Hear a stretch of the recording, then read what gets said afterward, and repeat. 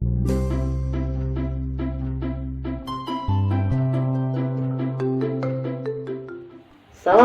warahmatullahi wabarakatuh. Apa kabar anak-anak? Iya, semoga anak-anak tetap sehat ya. Bertemu lagi dengan Pak Rahmat di sini.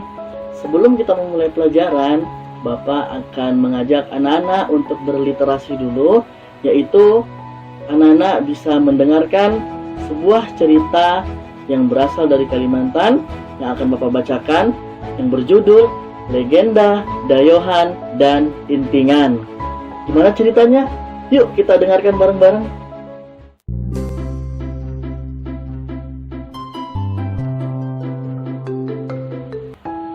Cerita ini adalah kisah tentang dua orang kakak beradik.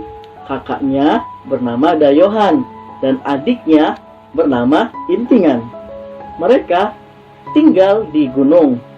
Dayohan, si kakak, lebih senang berada di ladangnya, sedangkan adiknya, Intingan, sangat gemar menjelajahi lembah-lembah di aliran sungai. Hal ini biasanya Intingan lakukan ketika musim tuai telah rampung dan padi sudah dimasukkan ke dalam lumbung. Pada suatu hari, Intingan meminta izin kepada kakaknya Dayohan untuk bepergian yang agak jauh dan agak lama, dengan membawa sebilah mandau atau parang khas suku Dayak dan juga membawa butah atau keranjang rotan yang bisa ditaruh di punggung. Kemudian Intingan pun memulai melakukan perjalanannya. Nah, Intingan berangkat menyusuri sungai dan lembah menuju ke dataran rendah.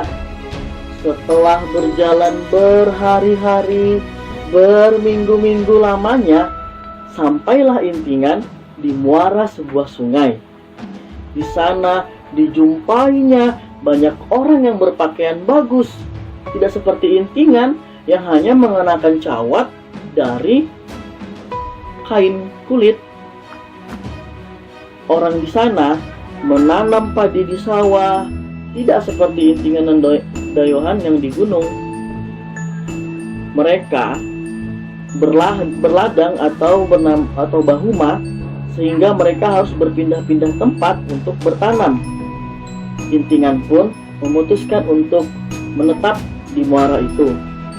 Lambat laun, Intingan mulai bisa beradaptasi dan meninggalkan adat lamanya dan beristrikan seorang wanita dari muara itu juga.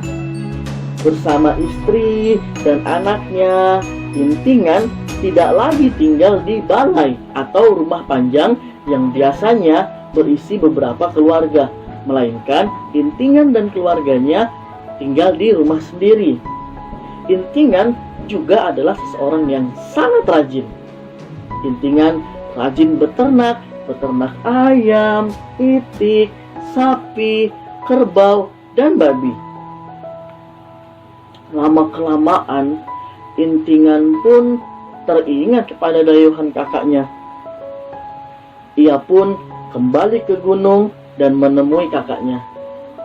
Intingan menceritakan betapa senangnya dan ramainya hidup di muara. Dayohan yang tertarik juga dengan kehidupan di muara itu akhirnya memutuskan untuk ikut hidup di muara bersama dengan Intingan. Namun karena sifat Intingan yang tidak sesuai dengan cara kehidupan di muara, membuat Dayohan juga tidak betah. Akhirnya Dayohan pun memutuskan kembali untuk tinggal di tempatnya semula, yaitu di gunung. Hewan peliharaan yang dipelihara oleh Dayohan akhirnya ia bawa, seperti ayam, itik, sapi, kerbau, dan babi. Sesampainya di rumahnya di gunung, Dayohan malah melepaskan hewan-hewan ternaknya, tidak seperti dilakukan Intingan, yaitu dimasukkan ke dalam kandang. Dari semua binatang peliharaan itu, hanya ayam yang tetap gemar tinggal di sekitar rumah Dayohan.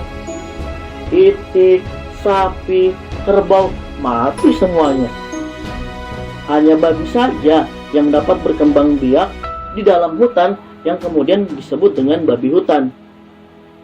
Nah, dari keturunan Dayohan inilah yang kemudian di daerah pegunungan Meratus disebut dengan orang bukit.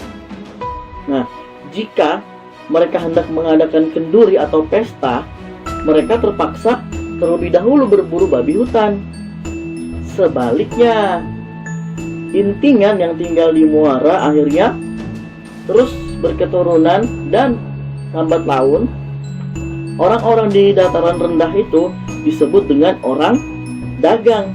Oleh karena itu, kedua keturunan suku ini yang merupakan dari saudara kandung, sehingga orang-orang bukit atau orang bukit memanggil orang dagang dengan sebutan Dangsanak atau Dingsanak yang berarti saudara kandung.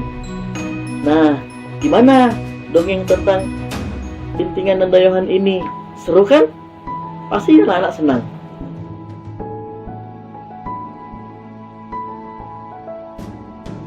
Nah, apa sih pesan moral yang bisa kita dapat dari cerita dongeng Dayohan dan Intingan ini?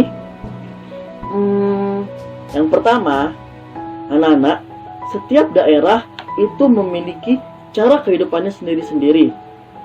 Hal ini bisa kita lihat dari bagaimana cara hidup Dayohan dan Intingan. Dayohan yang sudah terbiasa hidup di gunung lebih senang tinggal di balai atau rumah yang berisi beberapa keluarga.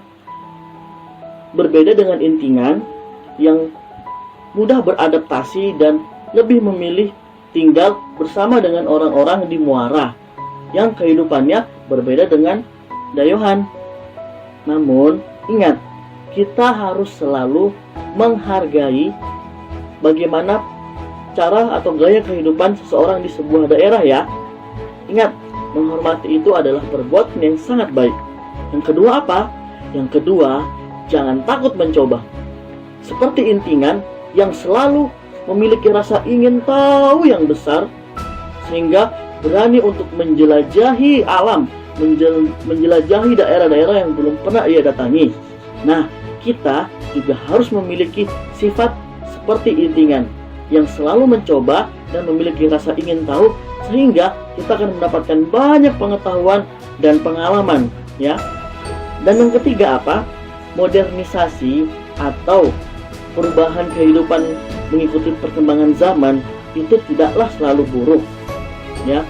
Buktinya kehidupan Intingan di muara ternyata kan lebih efisien dibandingkan dengan kehidupan Dayohan di gunung. Banyak hal positif yang bisa kita ambil dari manfaat hidup mengikuti zaman atau modern ini ya. Secara sederhana dicontohkan oleh Intingan yang tidak hanya bercocok tanam atau berladang, tetapi juga beternak dan melakukan jual beli atau perdagangan.